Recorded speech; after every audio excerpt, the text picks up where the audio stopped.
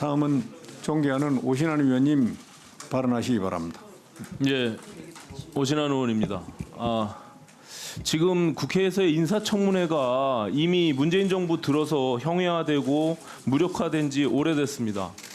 지금 기관에다가 자료 제출 요구를 하라고 하는 것도 그것도 기본적으로 청문 대상자가 동의 여부를 해줘야 될 거 아닙니까? 그런 측면에서 전혀 동의가 되지 않는 상황에서 국민들은 청문회를 통해서 국무위원회 자질과 역량들을 평가하라라고 청문제도를 만들어놨는데 전혀 국회에서 그 역할을 할 수가 없는 지금의 상황에 이르렀습니다. 이런 측면에서 보면 이거는 여야의 문제를 떠나서 더군다나 국무위원 후보자 자체가 국회에서의 5선 국회의원을 했던 그런 분입니다.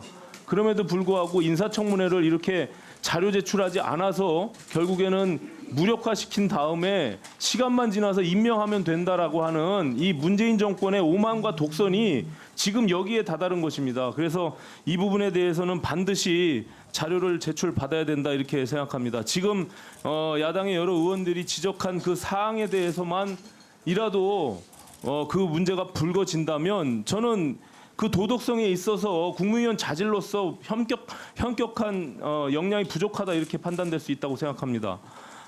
지금 그 2004년도에 정치자금 관련해서 판결문을 보면 어디에도 그 1억 원의 그 사용한 내용이 공익법인에 제출했다라는 그 내용이 판결문에 없습니다. 예, 전혀 없는데 이제 와서 15년이 지난 지금에 와서 언론 인터뷰를 통해서 이제서 제출했다고 하면 공익법인의 그 납부한 금액에 대해서 소명을 해야 되는 게 너무나 당연합니다. 그럼에도 불구하고 그것을 자료 제출하지 않아서 알 수가 없다. 그리고 오랜 기간이 지나서 알 수가 없다. 이렇게 하면은 이것은 절대 말이 안 된다고 생각합니다.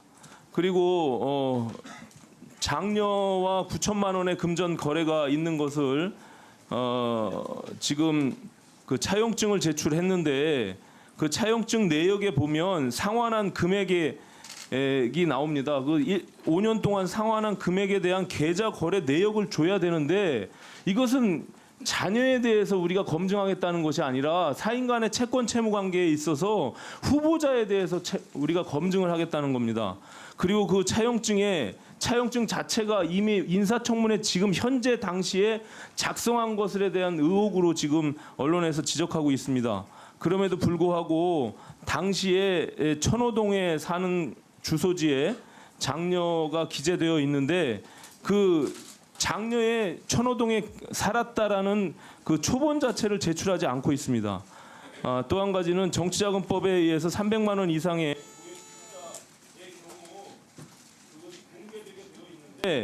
하루에 2012년 2월 17일 당일날 4명이 500만 원을 기부하게 됩니다.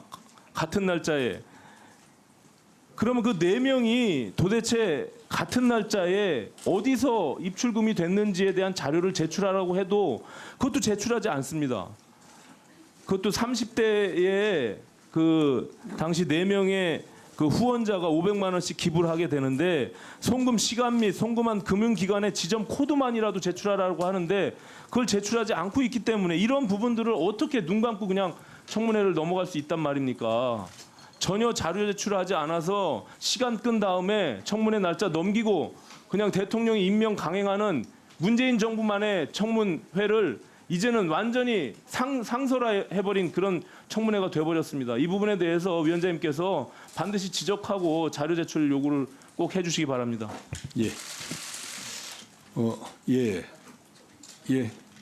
조광덕 의원님 추가 발언하십시오. 우리 존경하는 송기현 의원께서 저의 발언에 대해서 전혀 판결문의 내용도 확인하지 않고 허위 주장을 하고 있다 이런 취지로 말씀을 하셨습니다. 아니 당시의 판결문을 보면 오히려 후보자의 남편이 재판에서 이런 주장을 합니다. 후보자의 개인 저서는 국회의원 낙선에서 오는 실망감이나 섭섭함을 위로하기 위한 목적에서 출판하려고 했던 것이고 개인 저서 출판 비용도 후보자의 정치 활동을 위해서 지출했던 비용이다. 그래서 법리적으로 죄가 안 된다 이런 주장을 했고 법원에서 이 부분에 대해서 어떻게 판단을 했냐면요. 쭉 하면서 결국은 이 후보자가 낙선했지만 정치 후원금에서 출판 비용으로 지불한 것이 오히려 출판 비용도 정치 활동을 위해서 소요된 경비로 지출된 것으로 봄이 상당하다. 결국은 출판 비용으로 지출한 걸 전제로 이 판결이 돼서 결국은 이제 항소심에서 무죄가 나고 이렇게 됩니다. 다만 사실관계에 있어서는 우리 유감스럽게도 송기현 의원께서 말씀하신 그런 내용은 전혀 없고 제가 아까 첫 번째 의사진행 발언하면서 자료 제출의 필요성을 언급하면서 왜 자료 제출이 필요한지 이 1억 원에 대해서는 15년 동안은 출판 비용으로 지출된 것으로 선관위 회계 보고가 돼 있고 이 재판 과정에서 판결문에도 그렇게 됐다. 그런데 갑자기 출판사 회사의 사장이 전혀 출판하지 않았다는 것이 인사청문회를 앞두고 언론에 보도되고 나서 후보자께서 그것도 엊그제 서면 답변을 통해서 이것은 출판하지 않아서 돌려받았고 그것을 법적 절차에 따라서 공익법원에 기부했다. 그러니까 그 공익 법인을 정확하게 어느 법인인지 그리고 언제 얼마를 기부했는지 그 내용을 후보자께서 자료 제출하는 게 이 인사청문회 입장에서는 너무나 당연한 거다. 꼭 필요한 자료 제출이다 이런 말씀을 위원장님께 드립니다. 예. 우리 송 의원님 1분만 발언하시기 바랍니다. 제가 잠깐 신상만 그래? 예. 다음에 드리겠습니다. 예. 예, 존경한 중앙도 의원님 말씀하실 때 제가 혹시나 말씀하시는 중에 판결문도 안 보고 그렇게 말씀하신 것처럼 들리셨다면 제가 표현했던 그거는 약간 착오가 있었는데 그게 그 문제가 아니라 그 당시 그 재판을 하는 과정에서 출판을 위해서 돈이 지출됐는데 출판사에서 도서 출판이 안 됐다. 그런 부분은 이미 다 확인이 됐고 그래서 그 부분은 반환이 됐다는 부분도 그 당시에는 다 논란이 됐었던 문제라는 것을 제가 말씀드린 것이고요. 그런 문제에 대해서 도서 출판에서 1억이 지출됐는데 그것이 도서 출판이 안 되고 그 돈이 반환됐다는 것이 지금까지 묵비되었다가 지금 비로소 밝혀진 것은 아니라는 말씀을 제가 드린 겁니다. 그래서 그런 부분에 대해서까지도 야당님께서 확인을 하신 다음에 말씀하시는 것이 맞다. 그런 취지로 제가 말씀드린 것이라는 점을 말씀을 드리고요. 그분에 대해서는 당연히 후보자가 1억 원을 얻다가 어느 공익재단에다 기부했는지는 밝혀야 된다고 생각합니다. 저희도. 아마 그런 것은 후보자가 밝힐 것. 예, 그럼 1분 그럴까요? 예. 그래.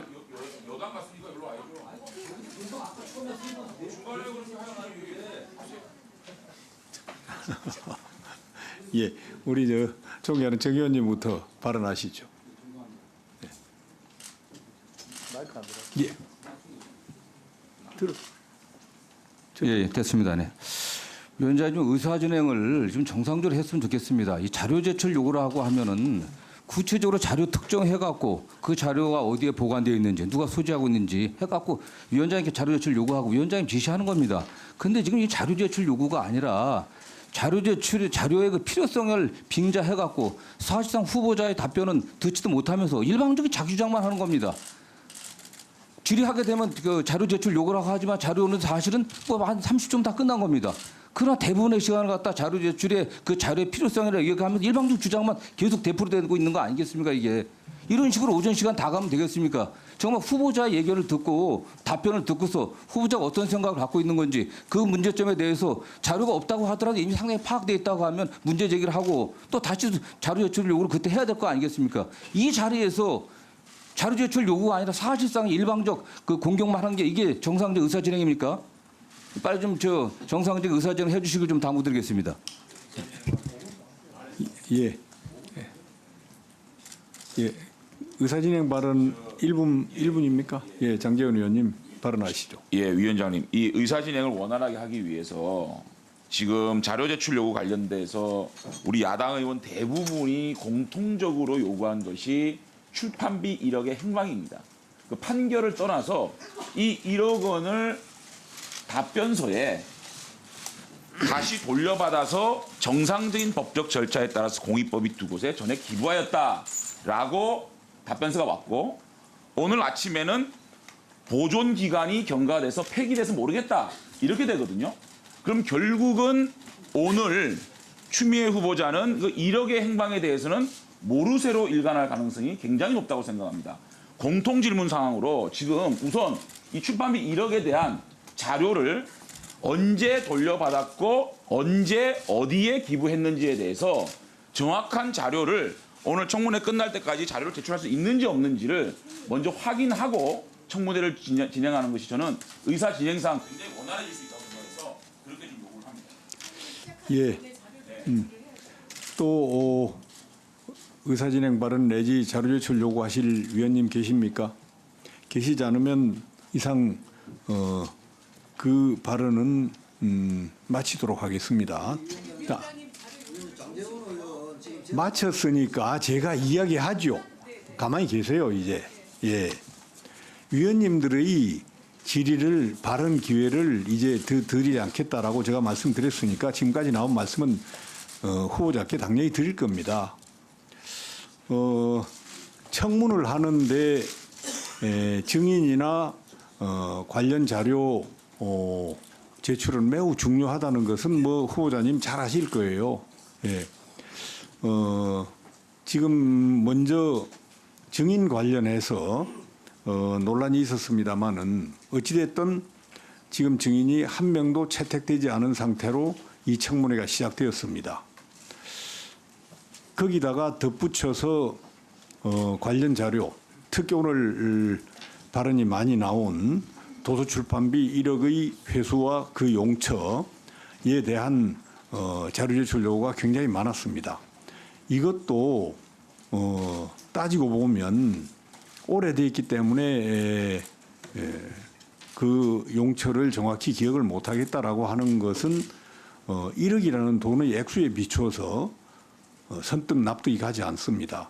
그리고 당연히 그 도서 출판비를 1억을 회수해서 되돌려 받아서 다른 공익재단에 기부를 했다면 그것을 잘 기억을 더듬어서라도 기억해내야 됩니다. 그렇게 해서 그 자료 제출은 이미 특정된 자료 제출 요구서가 후보자에게 갔을 테고 거기에 맞추어서 자료를 제출해 주시기 바랍니다.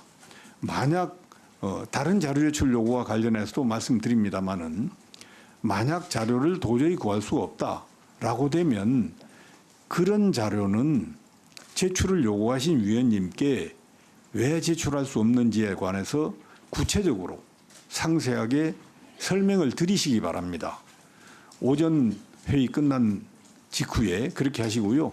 그리고 청문은 후보자님께서도 잘 아시다시피 이 후보자님에 대한 여러 의혹들에 대해서 국민들이 소상히 알게 하고 그래서 장관으로서의 적격성 여부에 대해서 국민적 판단을 받는 그런 자리 아니겠습니까?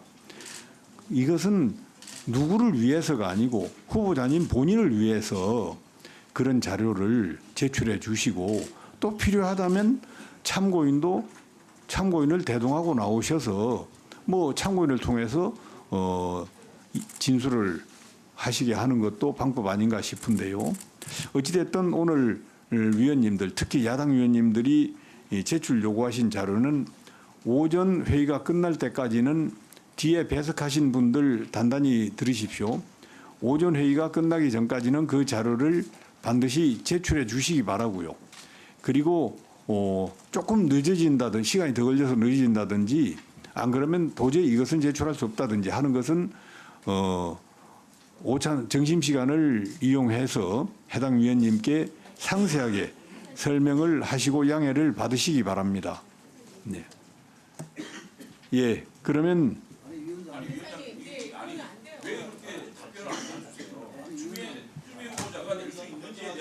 오늘 아침에 자, 왔어요. 예. 제가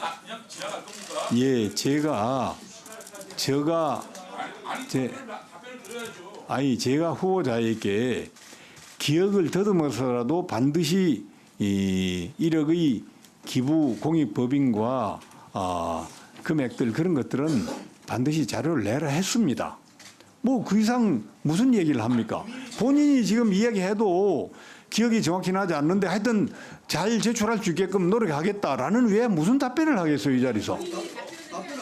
그래. 아니 그러니까 이렇게 왔어요. 지금 추미애 후보자 입장이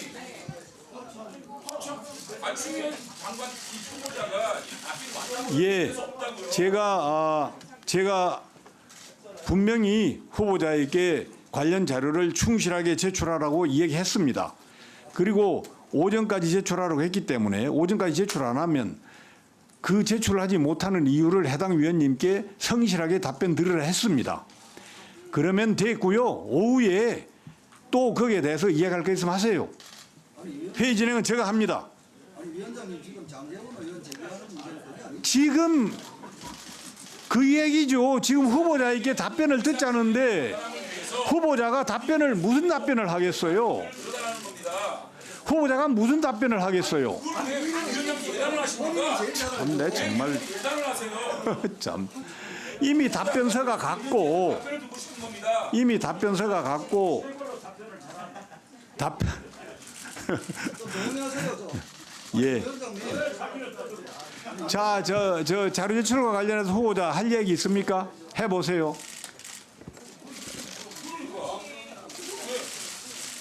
네, 위원님들께서 가장 궁금해하시는 부분이 무엇인지 제가 이해를 하고 있습니다.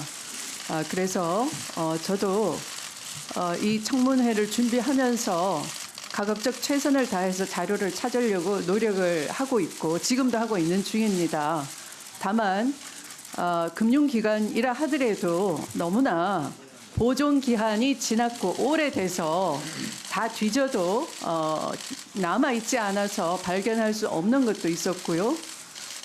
그리고 또 그런 자료 이외에 학교의 출결 사항이라든지 이런 것들은 제가 출석을 제대로 하지 않고 학점을 따거나 한 사실이 없습니다. 근데 그런 것이 뭐 해당 학교 또는 해당 교수가 보관을 하고 있어 함에도 불구하고 학교 측이 보관하고 있지 않아서 줄 수 없다 하는 부분도 있었고요. 그리고 이제 우선 법령상 보존 기한이 지난 자료에 대해서는 사실상